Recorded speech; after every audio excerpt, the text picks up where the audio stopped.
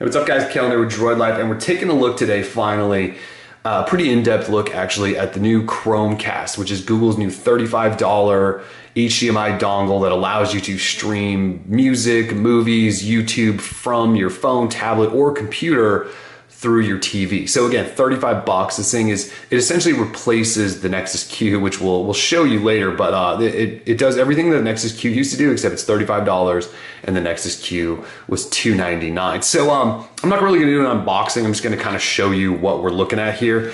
This is the box though, in case you wanna see it. So tiny little package.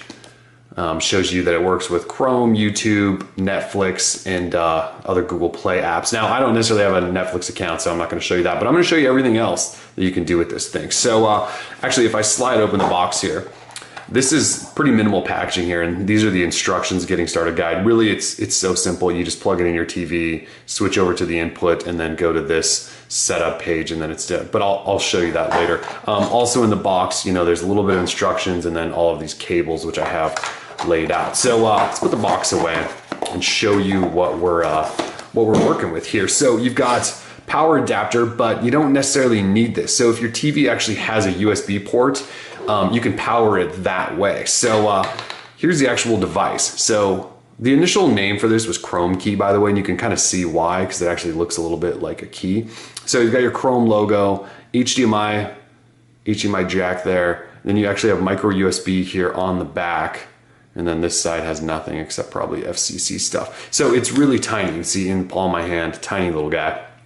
But what I was saying where you don't necessarily need this power jack is because you can micro USB into the back and see if we can do that for you. So you can micro USB, and then if you plug the USB port into a the USB plug into a USB port in your TV, it will actually power the device for you. Now, if you don't have USB in your TV, that's why they give this to you, so that you can then run it to an outlet and power your Chromecast. I keep wanting to call it Chrome key. And then the other thing in the box is, I don't know if you want to call this an extender or what have you, but if your Wi-Fi signal is not all that great just directly through the Chrome key, they actually give you this little dongle that you can plug into, assuming I can get that. And then this can plug in to your TV or your entertainment system. And then this should give you sort of a Wi-Fi boost, if you will, is at least how they're explaining it. And it also gives you a little bit more flexibility, since this is sort of a typical HDMI size. It'll plug in a lot better than the actual Chromecast, which you can see is a little bit wider. So that's how I have mine set up.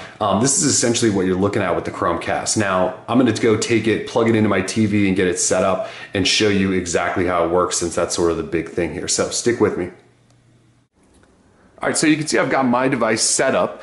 I could have walked you through that, but trust me, it's insanely easy. All you need to do is find an open HDMI port, either the back of your TV, or you can do like I did and throw it through surround sound system. And then once you've done that, you flip your device or your TV over to the input that you just plugged it into, and then it walks you through a setup process. So the setup process involves you jumping on your phone or tablet, going into your Chrome browser, and going to a specific URL. Now, that URL will then redirect you to the Google Play Store, where you will download this Chromecast app. Okay, so once you have the Chromecast app, you'll walk through an entire setup, and you'll get to name your Chromecast, and it really takes all of 5 minutes. So you can see I named mine Living Room. Now, if you had multiple Chromecasts, you could have one called Bedroom and Office, or whatever you want them to be called, so you can sort of keep track of them. And then once you have it set up, you can see I'm ready to cast. And if we go back here and look at the app, you can see we've got YouTube, Netflix, and Google Play Movies are the ones that they're recommending you use it with. So to start off, we'll just jump into YouTube. So if I go to YouTube, and you'll see I now have a casting icon right up here, up top. So all I'm gonna do is tap on that, and then it gives you options of where you wanna cast to. So if you had multiple Chromecast, you would see them listed here. I have a smart TV and a Google TV, so those are actually listed here as well, but I want Living Room, because that's my Chromecast. And you can see it's starting to pop up there in the background, and it should just start playing unless I actually have to tap play, which I haven't done quite yet. So it should say playing, and it shouldn't take too long, assuming your Wi-Fi is not terrible. And there it goes, it starts playing in the background. Now I actually have my system muted, but if I turn it on. How it looks. The big things though, in terms of specs, you've got 2 gig of RAM. So you can see it's playing right through my surround sound system. Now, one of the cool things you can do is I can leave this app now. So I can leave the YouTube app and go back to doing whatever I want on my phone. And as you can tell, it's still playing in the background. Now to access that, it's almost always going to be up here in your notifications. So you can actually pause it. You can go in and manage, I believe, even like playlists and stuff. But if you want to pause the video, you just pause it right there. To stop casting, you just tap on that button and return back to phone. And then that'll go back to ready to cast. So let's say we want to jump into something else then. Like let's say we want to do Google Music. I know that's kind of blurry. Try to get to focus. There we go. So we go into Google Music and let's just say we want to play music now. So if you haven't figured this out yet, this is essentially what replaced the Nexus Q. So I've got music playing on my phone right now, but you can actually cast music over as well. So we'll go ahead and cast that over and it'll start playing the music from my phone through that. But as I was saying, this is essentially replaced the Nexus Q. This is all the functionality that the Nexus Q had. And, oh, I needed to hit play. This is the functionality the Nexus Q had, except that was a $300 device and this is a $35 device. So, oh, and I'm still muted, which is why you're not hearing any sound. Okay, so you can do that and you control everything then through the actual Google Music app here on your device. So you can still swipe over here and jump into new tracks, and those should be changing behind me then. And sure enough, they are.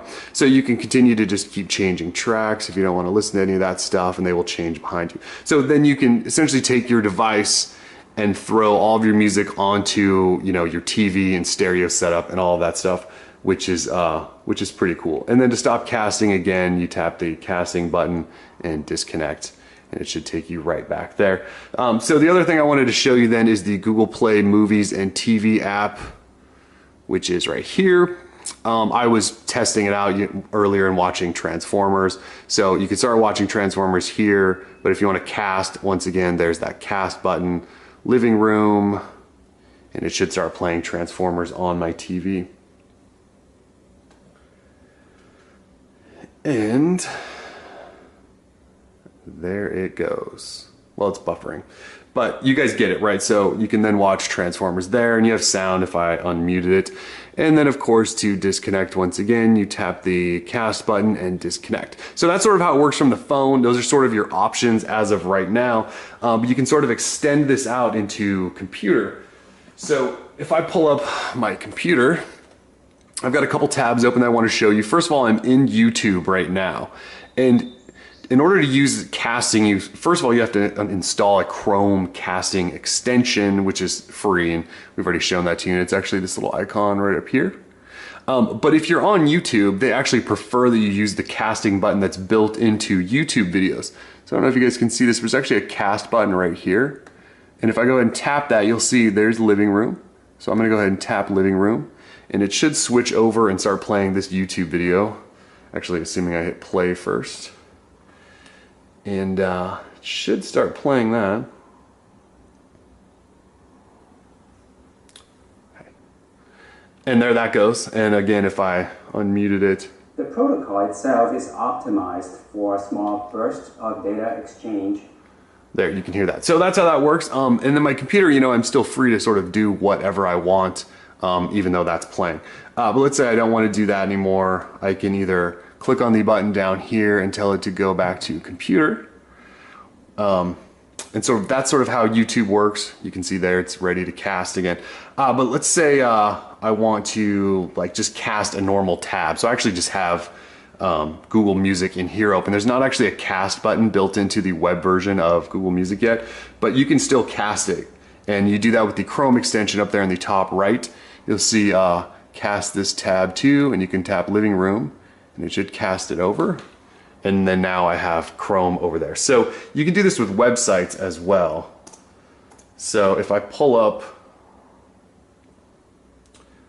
Droid Life on my computer now. So if I've got, say, Droid Life up here, I can actually go up to this cast button and tap on it, and it'll give me some more options. And you can see I've got Google Play in there now, but I want to cast this tab now. So I can just say cast this tab, and it'll switch over from Google Music to Droid Life. And so then I can scroll on my computer, and you'll see it scroll in the background. There is a little bit of lag there. I don't know if you can see this or not, but if I scroll, You can see there's a little bit of a delay there. So there is a little bit going on there. If you want to ever stop casting something, you can just go up and press this stop casting button. And then it should take you right back to that ready to cast screen. And it does.